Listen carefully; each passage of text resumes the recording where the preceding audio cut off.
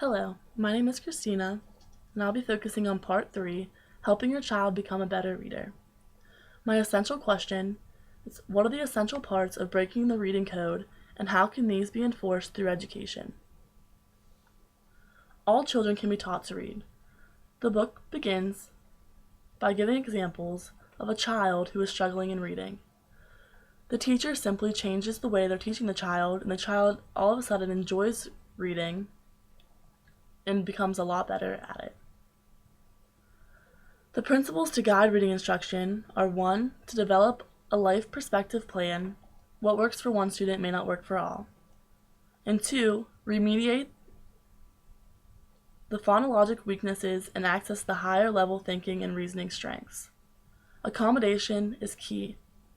Focusing on strengths is just as important as focusing on the child's weakness. This not only helps them as a reader, but it also builds their self-confidence as a person. Teaching self-confidence is key in the success of the student.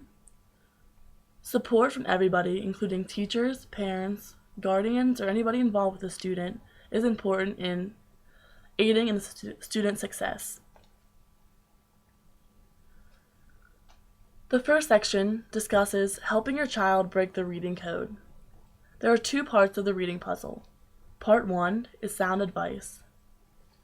This is phonemic awareness and the relationship of letters to sounds. Generally, the student is taught sounds and letters before kindergarten or in that kindergarten year. Step 1 is developing an awareness of rhyme. This helps students to break down words and begin to realize different parts in words. Parents can reinforce rhyming through reading stories and poems aloud to the students. Step 2, working on words. Segmenting and blending are key processes in learning to spell and read. Putting sounds, syllables, and phonemes together is important once the student knows the sounds and the relationships between the sounds and the written letter. Reinforcing breaking down the words by creating daily activities where the child is constantly practicing breaking down the words in an interactive way. This will help students to learn them and practice them. Part 2. Put it in writing. This comes after the students have a strong sense of phonemic awareness. This involves phonics and decoding and sounding out familiar and unfamiliar words. Practice, practice, practice. Just like anything, practice is key. The more the student practices the information, the better they'll become at reading and decoding these words. The next is sight word recognition. One way to help aid in sight word recognition is to make flashcards and review them with the child daily. Sight word recognition will help with the fluency and speed as a child is reading. The quicker they can recognize a word, the better their reading will be. The next concept is writing. This reinforces the sound with the written phoneme. Writing helps a student to sound out words and write them on paper and see them. And the next is spelling. Spelling connects it all. This involves writing, sounding out words, and recognizing the sounds in words. The last is self-confidence. While teaching all of these, self-confidence is key in making sure the student is a confident reader. The next section is helping your child become a reader. This begins by saying that first grade is essential in developing readers. By first grade, readers should already have recognition of letters and be able to start to read, spell, and adequately break down words. The skills to reading words, memorizing sight words, and practicing reading involve 2 steps: sounding out small words, and there's two approaches to identifying words: synthetic phonics and explicit phonics.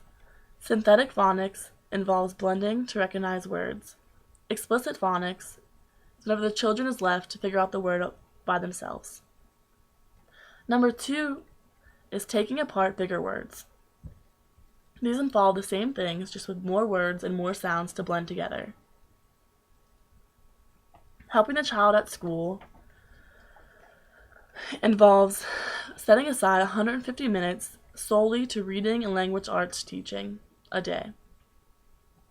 Individualization, feedback and guidance, and ongoing assessment are key components in this 150-minute reading block. At home, it is recommended for the parent to take 15 to 20 minutes a few times a week to reinforce the school instruction. Sounding out words and constantly reinforcing proper reading techniques and everyday activities will benefit the child greatly. Helping the child become a skilled reader. This section talks about fluency. Fluency is the most neglected reading skill. Fluency is the ability to read quickly, accurately, and with appropriate comprehension. Studies show that teaching fluency has 3 features that are most effective. 1 is a focus on the child's oral reading. 2 is practice, allowing a student to read and reread words aloud in a connected text. 3, ongoing feedback as a child reads. Letting a child read aloud helps the listener to see where the child is having weaknesses and where they are struggling.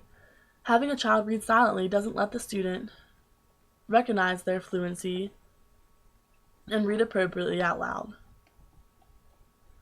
Parents are essential in building fluency. Listening to their child read aloud at least 3 to 4 times a week and finding interest that connects to the reading to interest them so that reading is not boring and they don't hate reading. My 3 questions are: 1. What are the 2 parts of the reading puzzle, and how could these parts be reinforced in the classroom to promote student success? 2. What are different ways in which a parent can reinforce their child's success in fluency, phonics, and phonemic awareness? 3. How will you, as an educator, build your students' self-confidence and motivate them to enjoy reading? Thank you.